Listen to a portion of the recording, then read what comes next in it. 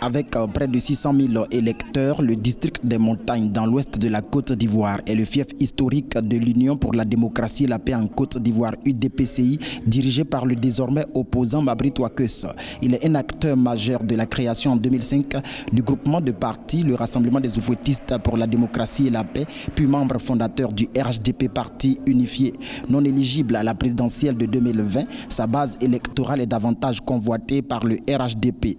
C'était d'abord le fief à l'époque du PDC-RDA, après le président Gbagbo, mais aujourd'hui avec les 10 ans d'exercice du président Alassane Ouattara, les infrastructures qui ont été faites, l'université de Mans, les routes que vous voyez vous-même, la BCAO qui s'est installée, je ne pense pas nullement que l'Ouest montagneux, notamment le 10 des montagnes, soit acquis à un quelconque président. Pour l'heure, nous sommes avec le président Alassane Ouattara, c'est quelqu'un du concret, du factuel.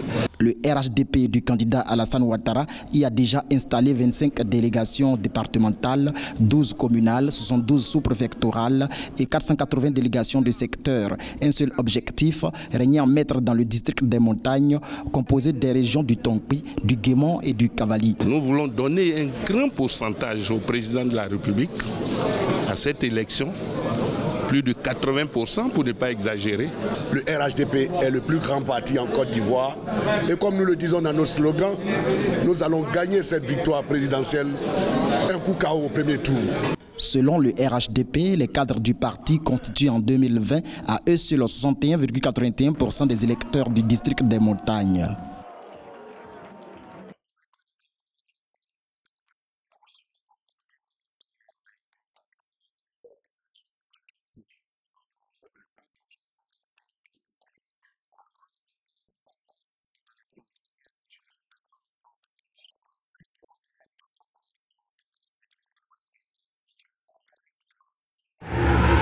Le candidat à l'élection présidentielle a choisi le mardi 20 octobre 2020, 6e jour de la campagne pour aller à la rencontre des populations du quartier Toit-Rouge de Yopougon. Kouadio Konan Bertin a profité de la présence des jeunes pour dénoncer la prise en otage de la Côte d'Ivoire par les héritiers et les opposants de Félix Houphouët-Boigny depuis 3 décennies. Pourquoi en Côte d'Ivoire aujourd'hui, nos enfants ont 50 ans, ils ont les diplômes et on attend qu'ils aient 80 ans pour qu'ils aient accès au travail en Côte d'Ivoire. Pourquoi il ne veut pas qu'on parle? Voilà 30 ans qu'Houphouët est mort. Qu'est-ce qu'on sert aux jeunes de Côte d'Ivoire? La guerre. Et quelle guerre? La guerre des égaux, jeunes de Côte d'Ivoire. Il faut vous lever, parce que c'est de votre avenir qu'il s'agit et de l'avenir de la Côte d'Ivoire. On ne va pas nous manipuler éternellement comme ça. Qu'est-ce qu'on nous propose? Qu'est-ce qu'on nous donne? La guerre des égaux. S'il a eu les candidat, moi je suis candidat. S'il n'est pas candidat, donnez mon passeport. Et c'est ça, Bédié, Gbagbo, Ouattara, Bédié, Gbagbo, Ouattara. Et quand on doit se lever, les pro-Gbagbo, les pro-Bédié, les pro-Ouattara. Toi qui ne lis pas ça là, tu es vendu. Toi qui tu es un insoumis, tu es un impoli. Quand Blé Goudé parle, il faut l'insulter. Alors c'est quoi ces comportements-là? Quand Houphouët devenait président de ce pays, il avait 55 ans. Quand Gbagbo devenait président de ce pays, il avait 54 ans. Alors moi j'en ai 52, qu'est-ce que vous croyez? Le futur président de la Côte d'Ivoire, c'est bien Kouadio Konan Bertin, que vous le voulez ou pas. C'est un pays où on a 60 ethnies. Et les enfants de ce pays, quelle que soit leur ethnie, quelle que soit leur religion, doivent avoir les mêmes droits et les mêmes chances. On vient ici. Par ailleurs, le candidat indépendant a invité la population de cette commune du nord-ouest d'Abidjan à renoncer au boycott du scrutin pour se mobiliser autour de sa candidature. Le meilleur gage pour elle d'instaurer l'alternance. Partout où je passe, j'entends les Ivoiriens disent on est fatigué de Ouattara, on ne veut plus de lui. Oui, c'est bien. Moi aussi, je dis qu'on ne veut plus de lui. Au lieu d'aller poser les pneus, brûler les barges, vous faire tuer, mais mobilisons-nous derrière ma candidature, on va chasser Ouattara avec ça. Personne ne peut contre la volonté d'un peuple car ce peuple est debout. Saisissez-vous de ma candidature pour dresser la Côte d'Ivoire dans les urnes. Si vous ne voulez pas que Ouattara continue de rester président de la Côte d'Ivoire, débattre, avoir nos différences dans le débat et non dans les coups de poing, non dans les cailloux, non dans les machettes. C'est comme ça qu'on bâtira une grande démocratie ou un grand peuple civilisé. Kouadio Konan Bertin poursuit sa conquête aux électeurs ivoiriens. Il se rendra dans les villes de Yamoussoukro, Séguéla et Korogo, avant son meeting de clôture à Yopougon, à Abidjan.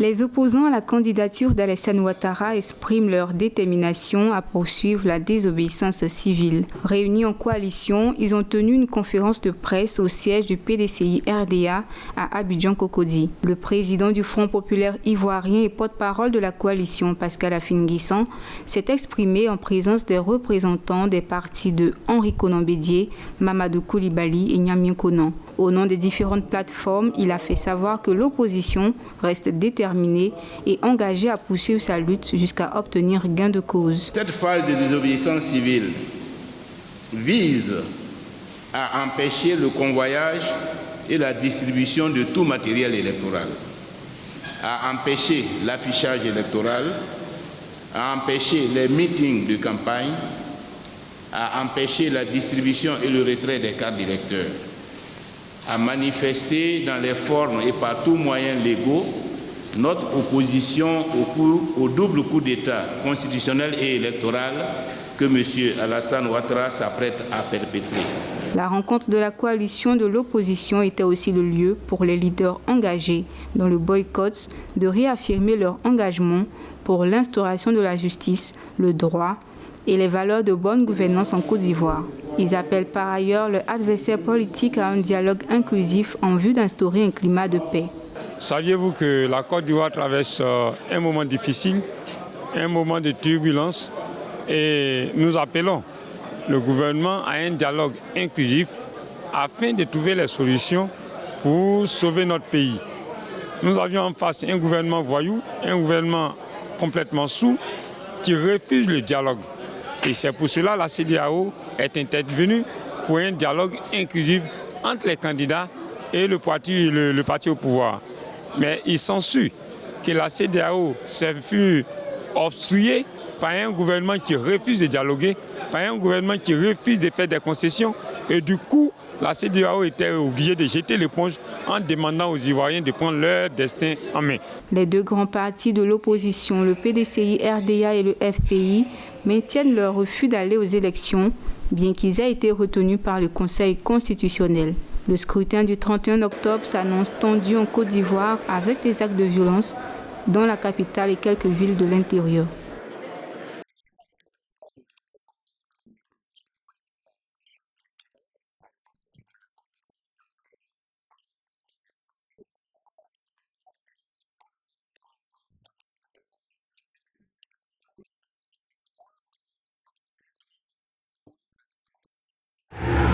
Duékoué, capitale de la région du Guémon, dans l'ouest de la Côte d'Ivoire, est située dans une zone forestière et montagneuse.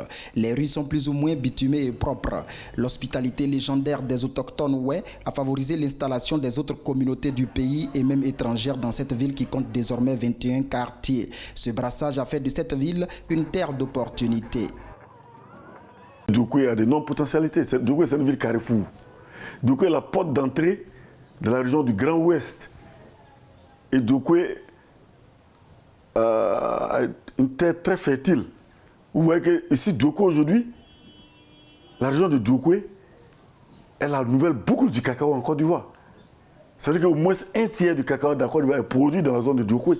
Les conflits fonciers instrumentalisés à des fins politiques, surtout en période électorale, ont fait de la ville Carrefour une ville martyre. Avec plusieurs centaines de morts, Djokwe a donc payé un lourd tribut dans les crises de 2002, 2005 et 2010-2011. Les tensions préélectorales de la présidentielle du 31 octobre 2020 suscitent ici l'inquiétude, quoique la volonté commune est d'écrire une nouvelle histoire plus glorieuse.